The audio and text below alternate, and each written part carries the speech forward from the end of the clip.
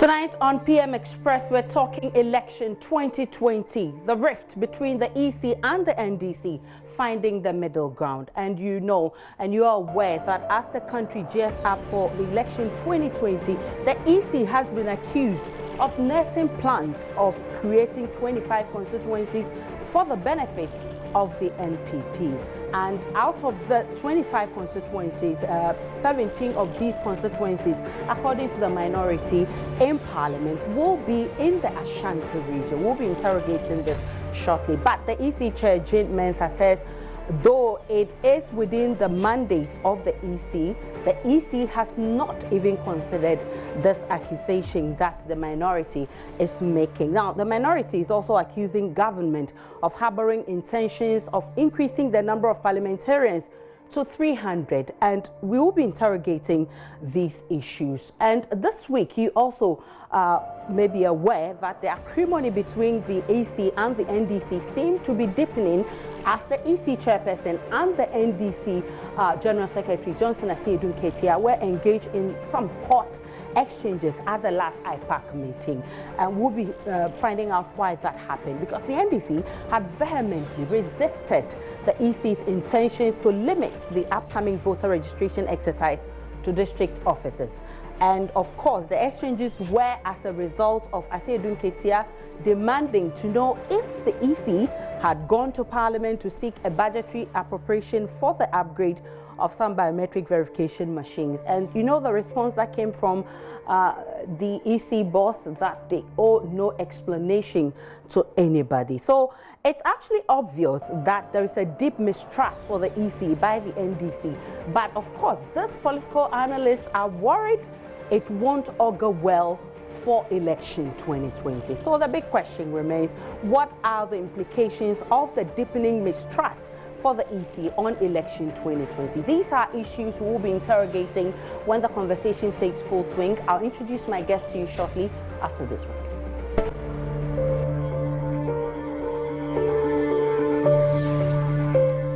Welcome back to PM Express. My name is Aisha Ibrahim. Many thanks for choosing us. And in the studio with me, Nilante Vanderpoy is former local government minister, and he's also ranking member on Parliament's Committee on Local Government. You're welcome, sir. Thank you. Former Deputy Local Government Minister. Former Deputy Local Government Minister. Of course, you're still a minister. And Frederick Odro is a local governance analyst and a political analyst as well. Thanks so much for your time.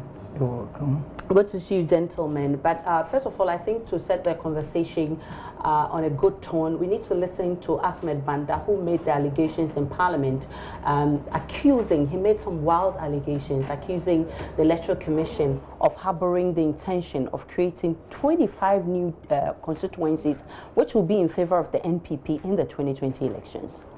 NDC should not think that Nanado is thinking about free and fair elections. All he's thinking about is rigging. All he's thinking about is rigging. And it's as clear as that. Parliament, look at the chamber. Even 275, there is no space. And you are thinking of creating an additional 25 seats. And that is the assignment he has given to this EC. Very soon there will be a declaration, you will hear. The EC will come that he's coming to create additional 25 seats. That is NPP agenda. Very soon it will be out. They are going to create Bimla into Bimla South, Bimla North. They are going to create, I can mention those areas to you. Create more constituencies in Ashanti region. They are going to create about 17 constituencies in Ashanti region. Clear gerrymandering. Ghanaians need to pray. So you had there Ahmed Ibrahim there making those wild allegations, and it's good that we have the ranking member himself in the studio. So these are allegations that the EC chair has denied, and she says that even though this is within the mandate of the EC hasn't even thought about that. Where are you getting all these from? Well, thank you very much, and let me say good evening to your viewers, and for the opportunity granted me to be in your studios today. And I'm happy I've met my very good friend and brother here. When local government people get together, it's fun. Yes. Well, actually, let me say this. There's no smoke without fire. We picked this intel long ago that the EC, together with the government, immediately after the creation of the new regions, were thinking about creating 25 additional constituencies. As a group, we've been thinking about it, we've been discussing it, but we are very much aware that the EC, as it sits, have gone far and had meetings with certain elements within government in order to bring that agenda into fruition. As we see today, you have evidence? You have evidence of well, as we those see meetings? today, nothing is before Parliament. Let's say, as MPs, I would say, nothing is before us as we see today. But even listening to the two EC officials, whilst Jean Mensa is saying they've not even considered it at all, Bosman is saying it's on agenda. So between the two, you can see the conflicting statements from them. That should tell you that somebody has something to hide. And we picked this intel long ago. The idea is simple. The government being conscious of the fact that they perform so poorly and abysmally, meritoriously low, are thinking about the next elections and looking at the outcome of the 2016 elections and considering the fact that close to about 32 constituencies, John Mahama won, but NDC lost the seats. If we should go into next elections with the same number of constituencies, MPC will kiss goodbye to the Flagstaff House. And as such, they are planning what to do. You are very sure about that? Yes, we are sure. And I would say there will be, excuse my language, fools not to plan for the next elections. They will be extremely, let me say, negligent. But it not to plan was for the the next same elections. number of constituencies that brought them to power. How come that will send them back? I'll be too happy if opposition? you look at the election results. If you do critical analysis of the results in 2016, you will see that there are certain seats that are not even marginal seats. But because of the NDC's own problems that they encountered as a result of enterprising with a new system of electing parliamentary candidates, which brought a lot of problems, close to 22 seats were lost as a result of that. Then there were other about 8 seats that I would say are a bit marginal. But in those seats, in those constituencies, John Mahama again won by slim margins, and we lost the MPship. So if you consider that, it's clear that 2020 is going to be very close. And looking at the poor and abysmal performance of the government, I think they'll be reneging on the, or they will, what we call, they'll be committing academic suicide. If they should sit down. I don't want to make it political. You see, the reason why I use academic is that they may not be thinking to sit down idle by and let us go into elections with the same number of seats. I'm daring the MPP. If they know that they've done well and they could win 2020 elections, they should let us go to the elections with the 275. Because, my sister, today in Parliament, you've been in Parliament several times. It's not like we are forced into a place that is not convenient for us. The sitting areas are not convenient. If you are sitting, anybody just like me, with this my slim body, is passing behind you, you have to virtually get up or push your seats in under the table in order for the person to pass. The whole chamber is so fixed in. We forced 275 people into a chamber which was initially built for 109 people. And so we squeezed it. I remember very well, when the 275 constituencies were created, Parliament have to refit every tool in order to accommodate 275. Even under this situation, this stressful situation, whenever the budget is to be read, or the state or the nation address, we virtually have to bring in additional seats and feed them into the alleys or squeeze people in for us to accommodate those who are ministers and not MPs and other people. So as we sit today, we don't even have space in Parliament. And you are asking us that you want to add 25 people. 2, we don't even have, not all MPs even have office in the Job 600 building. That's why Parliament is forcing to build 30 new offices to accommodate those who don't have offices. Because the whole Job 600 is accommodate 230 MPs. We have 275. So until I became an MP and no more a minister, I didn't have an office in Parliament. Because the excuse was that those of us who were deputy ministers and ministers in Accra should use our official offices as our parliamentary offices until they get a new accommodation for us. So today, as we're speaking today, but for the fact that a lot of the ministers are from parliament, a lot of ministers will not have offices in parliament, because that's the principle that has been set. So accommodation facilities are stretched in parliament. We're using the same toilet facilities for a number of MPs, and you are asking that you're going to add more to it. I think whoever is thinking that way is not being nationalistic, is not being patriotic, and I don't think is being wise. Two, let me say this. I think this was a president who stood in front of Ghanaians and said he's going to protect the public purse. At least he's reneged on that responsibility already. His whole appointment of ministers have proven him to be very, very dishonest in that, because he has 140 something ministers. So that one even is defeated. 140 something. How many are they? I know of 110. 110? Yes. Oh, I don't know. You don't know that a lot more ministers have been appointed recently. A lot more have been appointed. Okay. A lot more presidential staffers have been appointed. Okay. So if you consider that one and you look at the cost on government and on the taxpayer, and then you're going to add 25 more MPs, please, for Christ's sake. But you accused the NPP of abysmal performance. We did it. And the reason why you think they will lose the elections, and that's why they the reason why they are losing the elections. And they seek to create new 25 constituencies to make them win. They accused you of same when they were in opposition. I mean, are you just making these accusations for political points? If we intended to really create constituencies to win elections, we wouldn't have lost 2016. You understand? We would have done the gerrymandering in such a way that it will favor us. There's no way Ashanti region, which is a stronger than NPP, would have had more constituencies. Okay. We could have tampered with the film because it is not casting in law. But you were accused of tampering. tampering. We could have done that. You were accused. I mean, at that time, you were accused when of they were getting more in their when they are getting more in their constituencies, they accused us. That will be dishonest. The truth of the matter is that they may be accusing, but they were for it because they were having more.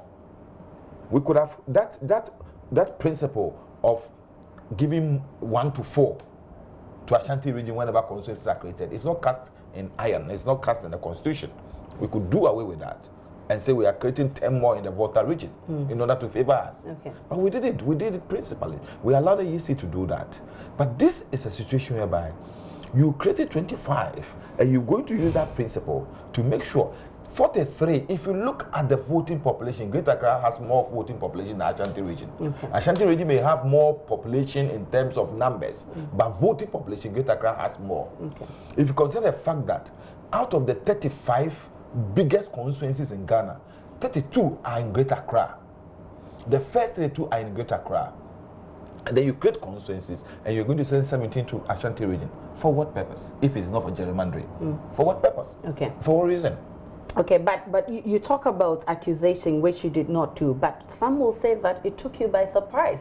At that time, you didn't even know you were going to lose. It just took you, you just woke up from slumber and realized. The issue is that, the issue is that when we're hearing people saying we were in a comfortable lead, and at the end of the day, we saw what happened. You're not comfortable. If you say you're in a comfortable lead, what does it do? It doesn't change anything. It doesn't but change you anything. were sure of winning. The issue is that, look, when we're creating the constituencies, the intention is what you must be looking at. Did we intend to create constituencies to favor NPP? We would have been fools if we did that. Okay. But that's what we did. We created constituencies, and more constituencies went to the Ashanti region.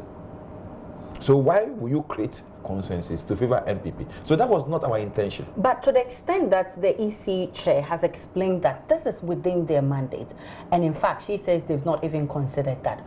In the event that they even consider that they wanted to do that, what is your fear? I mean, why are you resisting it? We are resisting it for the reasons I've adduced here. Okay. Reasonably, it doesn't make sense. If you look at all the factors I've analyzed, space in Parliament, it means that we have to retool, we have to refit Parliament, another cost to the state. The number of parliamentarians will increase, another cost to the state. We are asking that we should do this, and what benefit will they bring? Let me bring in Ms. Odru in this conversation. You've heard the argument and why the NDC thinks that we don't need new constituencies. From where you sit, do we need new constituencies? In fact, what's your appreciation of this whole accusation and counter-accusations? Okay. Let me take the first question, that whether we need any new constitutions. Constituencies. I'll tell you that if I had one, we will go back to the number of constituencies we had under the Fourth Republic in 1993. Okay. Because I thought that was adequate. I get scared by the number of seats we've added to our parliaments. The question remains, to what extent has that improved the work of parliament? Sincerely, I believe that from 1990, from 2000, the 1996 Parliament seems to have been going down. The quality of performance of Parliament rather seems to be going down with increment in the numbers, rather than the quality improving over the years. So I get very worried. So it's actually not the numbers. It's not the numbers, that we need, but it is about the caliber of people, their ability, their specializations. I mean, there are parliamentarians, when you meet them, you are very careful, you want to be on your feet. When I meet my boss, I mean, he indicated, he's my former boss because he was a minister for, deputy minister for local government. And not only that, when it comes to local governance, his depth of knowledge. So, I'm so happy to see him on the local government committee, I mean, in parliament, because you want to have people who are on top of issues. Oftentimes, we make jokes about parliamentarians not making comments till their term expires. So I think that we need to look at this consistent number of increment that we are making. But we are not even evaluating whether that is adding to the work of parliament or rather subtracting. Then there's a question of the problem between the EC and let me say the Electoral Commission has over the years had problems with parties in opposition. I would not fault the parties in opposition, and I will not fault the Electoral Commission. Why? Because we are in a competitive democracy. So you would want any responsible opposition to work hard to ensure that there's a level playing field. However, but the question I keep asking myself when I meet with my politician friends is that, what do you do to the EC when you are in power such that it doesn't matter who is in. I mean, let's take the classic case of Dr. Afarijan. He's had his bashes from the MPP and from the NDC. So I would want us to push the limits to the process, our electoral process, to ensure that there's greater openness, there's greater accountability. My other worry with the EC is that I get worried about issues of corporate governance wherever the EC is concerned, because we've had a bitter experience with the removal of Mrs. Osei and some members of the EC, but we seem not to have learned from the very construct of the EC, because we have these commissioners who are executive commissioners. Executive in terms that they do the day-to-day work of the EC, and at the same time, they lead the commission itself. In corporate governance, it brings about some difficulties, but I also want to appeal to our political actors to also try to engage. In Ghana, we've done so well. I mean, people don't appreciate how well we've done, but if you take some of the critical creations, like the IPAC, the political Inter-Party Advisory Committee, it is such a wonderful thing. The EC, yes, by law, it's an independent commission, but let me tell you, if the EC does not tone down and work closely with the political parties, if they don't exhibit transparency, and accountability and openness. It doesn't matter how well they perform. If there is suspicion and mistrust, and that mistrust is deepening. That's the point. And again, you see, people just assume that free and fair election is what happens on the election day. I have always not believed in that. Before, during, and after.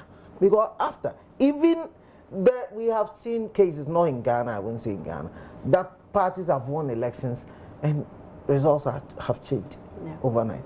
At least Gambia is a classic case for all of us. Of course, Ghana, we've transcended that level.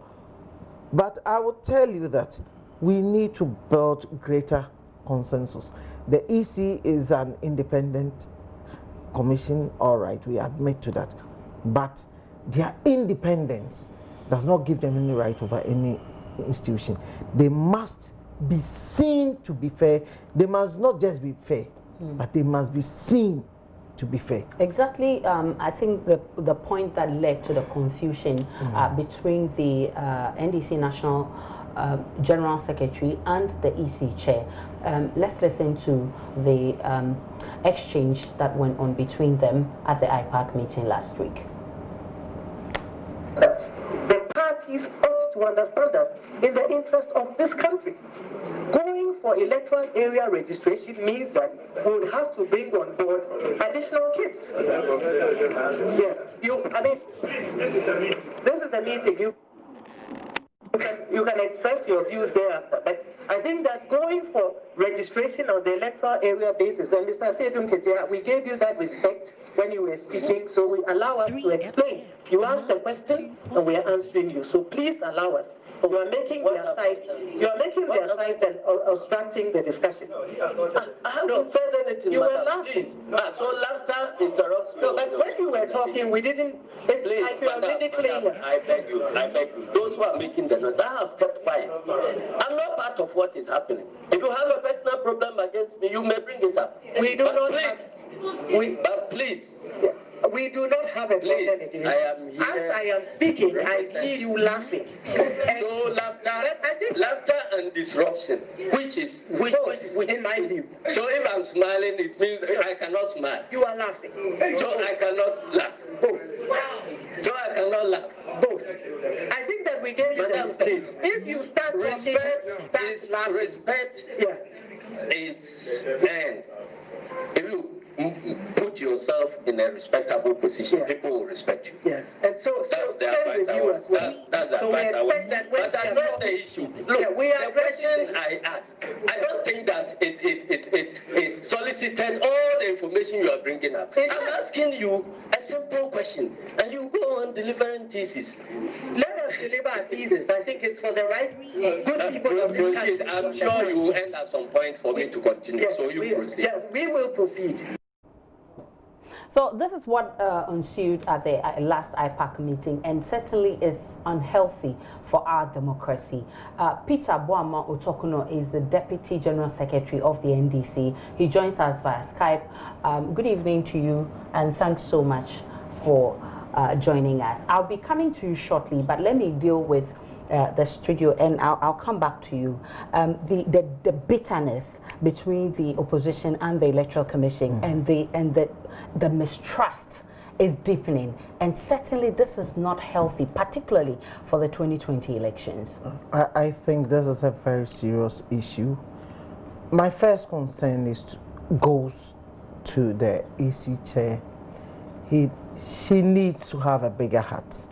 She needs to be able to accommodate all the key people, particularly in Ghana. I mean, I know quite a number of people are going to be unhappy with me.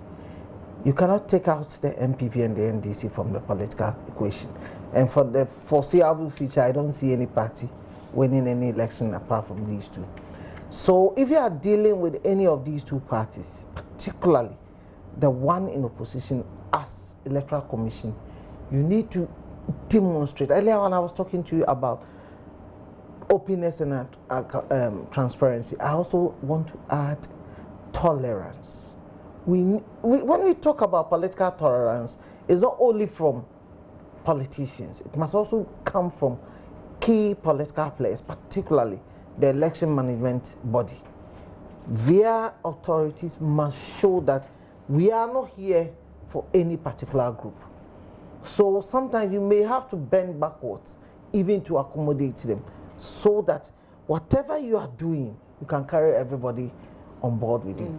So I believe the EC chair and the commission as a whole need to review what they perceive to be their independence. But there's a fundamental question, if you ask me, that the NDC General Secretary raised. A very important question. And I'm happy that Honorable Nilante is here. That he wanted to find out if the EC had gone to Parliament and Parliament had approved some budgetary allocation for them to upgrade the biometric verification machines. And he wanted to find out if they had also, communicated to Parliament about their intention not to do the upgrade anymore. I mean, certainly this is a harmless question, but first, have you approved any budgetary allocation for the EC for this purpose? Yeah, the EC, just like any other institution under the Appropriations Act, had their appropriations under the Appropriations Act, which was passed, and the ready of the 2019 budget. And as far as I'm concerned, once you get that allocation, it's between you and government, for government to do the releases for you to be able to embark upon your programs for which those allocations have been made, or those appropriations have been made. Until the EC come back to Parliament for a review, until the Minister of Finance come back to Parliament for a review, budget review, as far as I'm concerned, what was approved for the EC in 2018 and 2019 is still for them. I'm not aware. You see, that's the issue. They appeared before the, what they call, Special Budget Committee. And the Special Budget Committee may have asked them what they used the previously approved appropriations for before approving the one for 2019. And under that, my checks say that in it was the item for them to retool their kits in order to embark upon the registration for the assembly elections, the referendum, and other elections leading up to 2020. So as educator wanted to know, you went to Parliament, you asked for this money in order to do ABC. So if you are not doing ABC anymore, have you justified to Parliament? Why? And then her answer is that we owe Parliament that explanation and not to you. But what you should understand is that as educator has 106 members of Parliament, and he's talking from a point of reference from his members of Parliament. So anything he's asking there is based upon information he's gotten from his members of Parliament. And we are asking that if you are restricting people to register from your district offices, which all of us in this country have accepted to be not the best modus as far as this registration is concerned, then what are you going to do with the monies that have been approved for you for that exercise? Simple. It's a principle of accountability, as he said. Because, actually, let me be frank with you. I sitting here, possibly I've worked throughout the country. And if you go to certain constituencies, I may not have that problem because what they do is one town constituency. But if you go to a place like Salaga, if you're asking people to come to the district office to register, those who have turned 18, what you're actually asking people to travel over a day to come and register, how are you going to make sure? How are you going to get the people? What are you going to do to really induce those people to come, travel all the way from Makango and those across the rivers to come to Salaga to come and register? For what? What are they going to do with it? For assembly elections? So, in effect, what the EC is trying to do will not augur well for the principle in the Constitution to be able to get all Ghanaians who have turned 18 as they anticipated to register. So we approve that money for you based upon what you told us, that you want to do registration. And we have known that in doing registration, you have to retool your materials. Logistics and biometric machines have to be retooled. 2, we know that you'll be going to all these offices as have been done in the past. That's why we approved that money for you. So if you are not going to do what we approve the money for you, it is incumbent upon you to come back to us and tell us that we couldn't do it. Let me bring in Peter Boamo Tokuno, who is Deputy General Secretary of the NDC. You were part of this IPAC meeting. In fact, you were there when this whole confusion ensued. Now, the explanation we're getting from the Deputy Electoral Commissioner, to be specific, Dr. Bosman Asare, is that the NDC General Secretary put up a certain posture that did not augur well for the EC chair. In fact, he said his posture was obstructing her explanation to the very question that the General Secretary had asked. Well, that would be very surprising to hear that from Dr. Bosman. We were at the meeting together, and there was obviously no obstruction from our General Secretary. I mean, it was an unprovoked attack from the EC chairperson. And I'm sure as you played the tape, you heard the General Secretary, virtually exclaiming that if you have a problem with me, let's deal with it outside this meeting. This meeting is supposed to be a serious meeting that is discussing issues of national importance. But be that as it may, let's really look at the question and the issues that brought about this impasse. You would recall that you just asked Honorable Nilante van der Poy a question about the budget. When you look at the report of the Special Budget Committee on the 2019 budget estimates and the report that was brought in by the Electoral Commission, you look at page 4 and page 5, you would see that the Electoral Commission have detailed that out of the monies that they were appropriated to them, about 211 million Ghana cedis, about 51 million was given to them, and that 51 million was supposed to conduct some particular exercise. And maybe for the benefit of your viewers, I would want to go through the exercise as stipulated by the Electoral Commission. They actually stipulated 8-point exercise that they said they had conducted with the monies that were appropriated to them, the 51 million. And number 4 on the agenda was an upgrade and maintenance of voter management system, the VMS system, across the country. Then number 5 on the list was serviced and maintained the biometric voter registration equipment, the biometric voter verification devices, and the data center of the commission. Now, the reasons the Electoral Commission have adduced for this limited registration exercise to be conducted in the districts is that they think that the equipment are obsolete and they have not refurbished them for a long time. So if they consider the dream to bring in a new the fact that they will refurbish this equipment and work with this equipment, it would not be cost effective. It means that the state will be losing some $50 million more. But if you look at the report they gave to the parliament, they indicated that they have refurbished all these VMS equipment and biometric verification devices and the biometric voter registration platforms and so on. So there's ample evidence to show that the money that were released, according to Jane Mensah and her team, they have used the money to refurbish the equipment. So where comes from the explanations you just gave in the tape you played, that when they look at the refurbishment and all the processes they have to go through in, refixing the kids and getting them ready for the registration exercise, we are going to lose some $20 million. So there is a missing link that we were trying to establish at the meeting. And she told us clearly, as you heard, that she doesn't owe us any explanation. And that is where the problem is. Now, let's go to this whole idea of bringing in a new technology. Because of that, we have to disenfranchise people. Over the years, we have done limited registration exercises. We have done it in about 6,000 centers because we used to have 6,000 electoral areas. In 2014, we did the same, targeting 1 million voters, and we got about 875,000.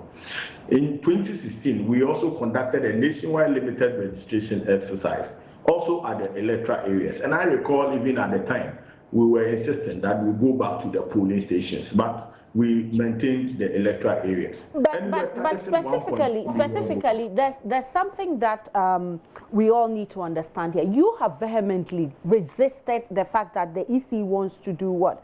It wants to limit the registration exercise to the district offices. District offices, yes. Exactly what are your reasons for doing that? Our reasons are what I'm trying to outline. So in 2016, we did similar exercise and we targeted 1.2 million people. At the end of the day, the EC was able to register 1,069,000 people. Now, if you look at from 2016 till now, considering an average population growth rate of 3%, it means that you would be targeting about 1.6 million people in 2019. Every single day, people turn 18. Now, there was a case in point in Supreme Court led by one Tehadi against Attorney General and the Electoral Commission. And the argument was that why would one turn 18 and wait till it's election time or registration before that person is granted the opportunity to register to vote? Now, drawing from that case and the ruling that was given by the Supreme Court, which brought about the continuous registration exercise, which by that reason, Afaridan brought in this online system at the district offices, so that when one turns 18, you can get off to the district offices and go and register.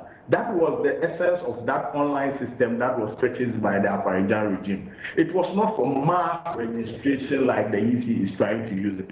Now, based on that, from 2016 till now, it is estimated that the people who have turned 18 have exceeded 1.5 million. So if you are going to do any kind of registration at all, you should be making arrangements to capture that number.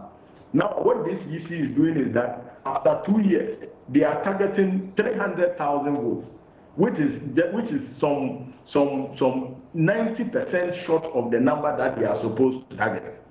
And we think that that is most ridiculous. From 6,000 centers of registration, now the EC wants to use 250 centers of registration.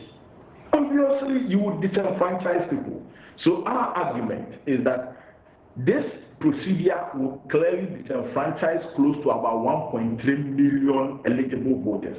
And we cannot sit down as major stakeholders of our electoral process, of our democracy, for that to happen. 1.3 million people cannot be disenfranchised by the Jim Mensah-led regime and the Electoral Commission.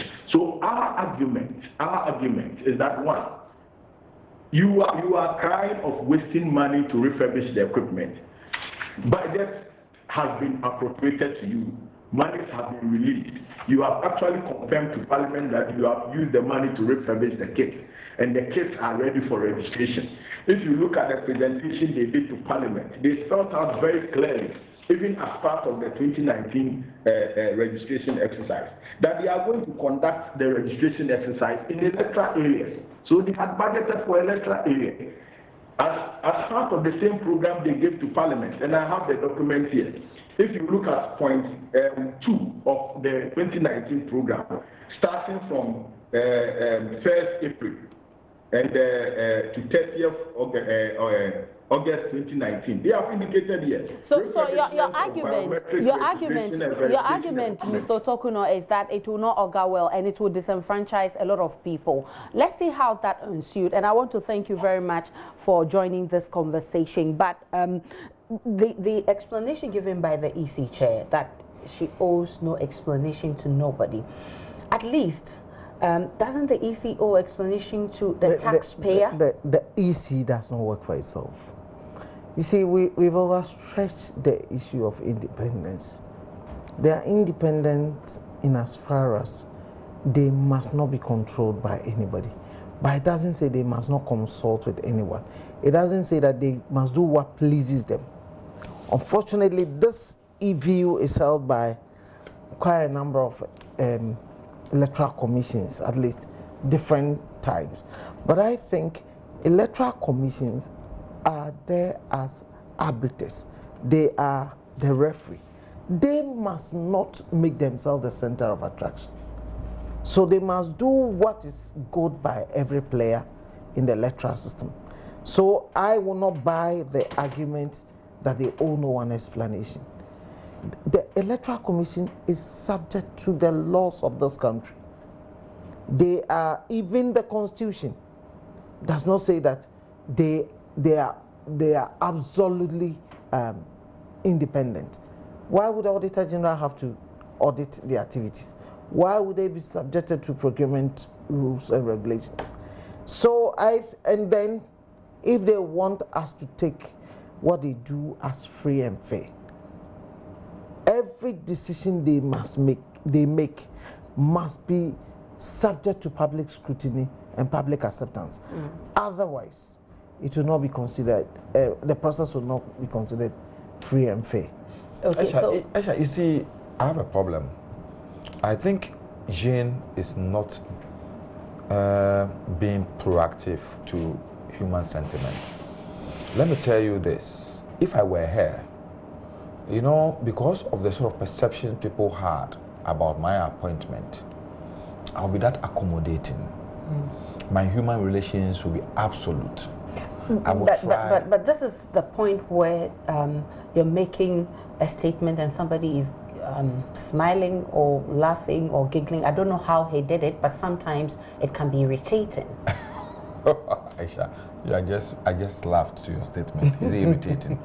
Have I disrupted you? It depends on how Have you I disrupted do it. you? You see, that's why I like what Fred said. You must be tolerant. If that is the case, then I wonder what will happen. What if the president comes to parliament and is talking and then we laugh? Will the president say we are all disrupted, so we should all get up? Sometimes you hoot. Yes. You see, you must be very bearing with people when it comes to this, because at this level, everybody is mature enough. And when you are holding such public offices, your human management skills must be optimum. Your certain things that ordinary people will talk about it, you should ignore. Because even in a Akan language, within our cultural setting, they say opindia mate mante. Do you know what it means? As an elderly person, if you hear, you pretend as if you have not heard. That's how. So she need to have that at the back of her mind, and then that will decide on a relationship with people. But it's not only Mensa. It's what is making people have a lot of jitters about the current EC is the fact that the language someone like Bosman even uses is very, very unexpected of the high office of the deputy EC. He's not friendly. He's so aggressive. He's so, let me say, always on the edge. That may be your perception about him. No, but language is putting words together. If the words you use, some other people may have different opinions about him. Well, that's our opinion about him, and I think that generally people have just gone through various social media, people's comments about his language and all those, and it's not reflective. You see, the mistake they are making, Jim Mensah thinks that the EC is an extension of IEA office. No, IEA, where she thinks she's the all in all, she could do whatever she. No, EC and IEA very different. A private institution, a private NGO, it cannot be compared with the EC. Bosman is coming from a classroom where he can order students around and do what he wants. The EC is not his classroom. You understand? And you are dealing with people. Look, you cannot dismiss sentiments of NDC. At least they garnered more than 4 million of our votes. You think if the NDC poured those 4 million people onto the streets, this country will stand? You think EC, you'll be in your office if those 4 million people get onto the street? If they decide to come over the EC, what will you do? The army or the police? How many people will the police kill? We've seen examples in other countries, and we don't want to get there. We don't want to get to any situation where you will force the NDC to pull our people onto the streets, because then this democracy will collapse. I think and the EC, as he said, holds the key to the sustenance and the stability of our democracy.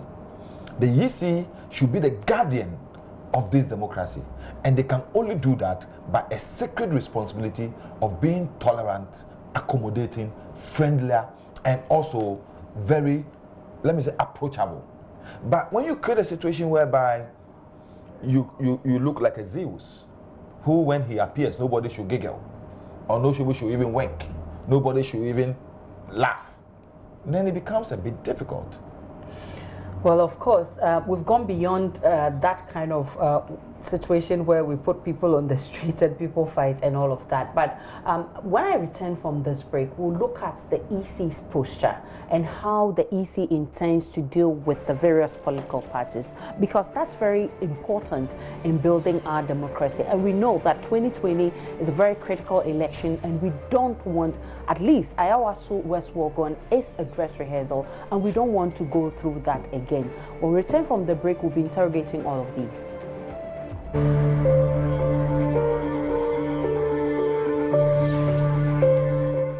Welcome back to PM Express. Thanks so much for staying with us. And we've been discussing 2020 elections, the rift between the EC and the NDC. We're looking at finding a middle ground. And before I went on that break, I was talking about the EC's posture and how the EC chair in particular intends to deal with all the political parties. But I'll find out from Nilante what you intend to do as members of parliament. First of all, it's now come to your notice that they're no longer doing the upgrade, but the appropriation has been approved. Have you reached out to the EC for explanation? At least she said the owe explanation to only the parliamentarians and nobody else.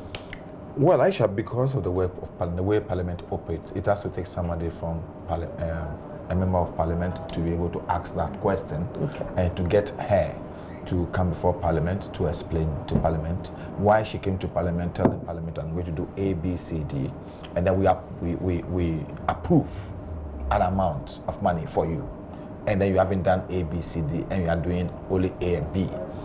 And if that doesn't go through, she definitely will be coming to Parliament again for the next budget.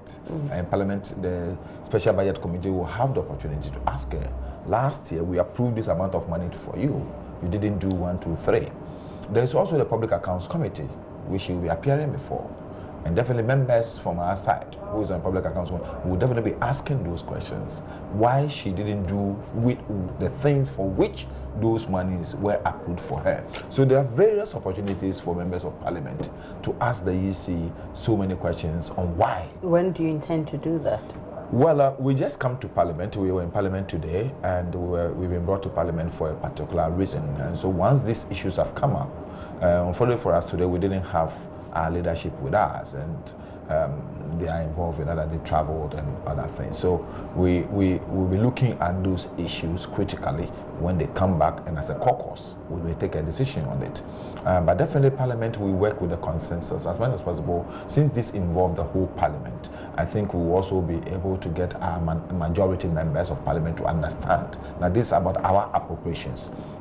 And once Parliament approves an amount of money for you, for an activity, it becomes sacrosanct.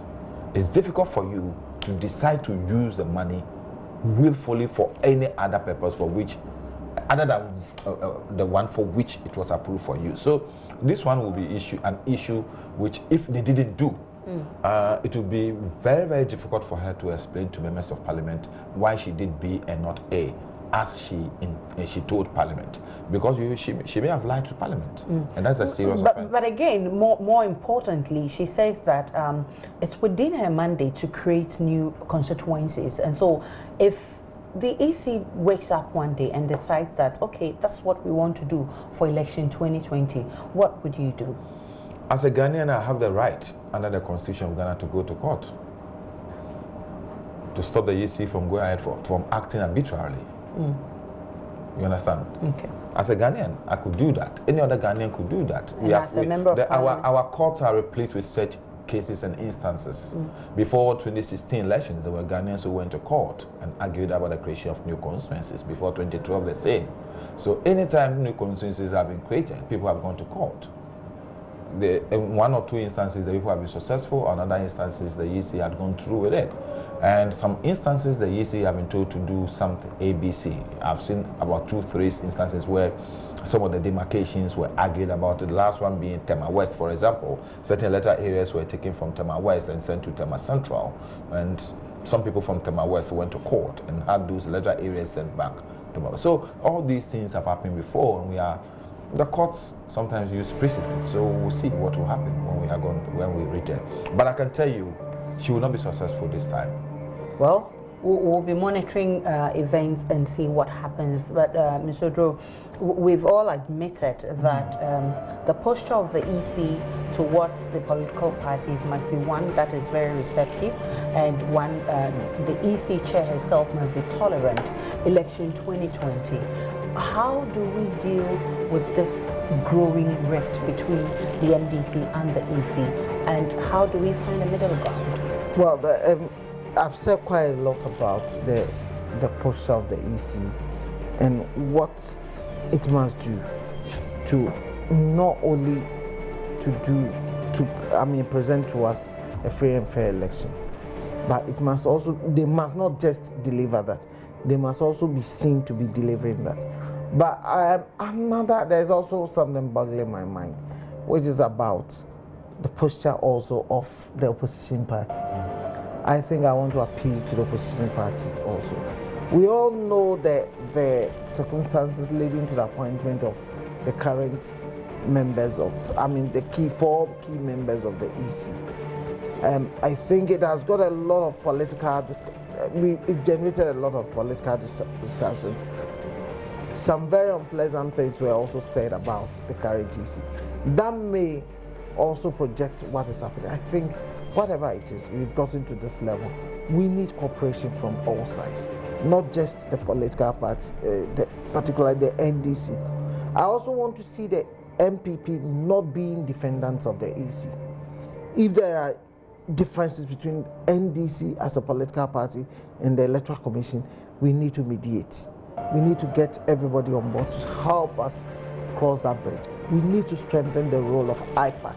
We need to strengthen and the everybody role of must be IPAC, because we've all agreed that is a very important platform if we need to have peaceful elections in this country. I'd like to say thank you to Mr. Frederick Odro, who is local governance analyst, and he's also a political science analyst. Thank you so much. Yolande Vanderpoel is former deputy local governance minister, and he's also the ranking member on the local government committee in Parliament. Former sports minister as well. We are not talking sports today. You at home for But when I came, I saw on their queue, AFCON 2019, I thought we were going to talk sports. I know.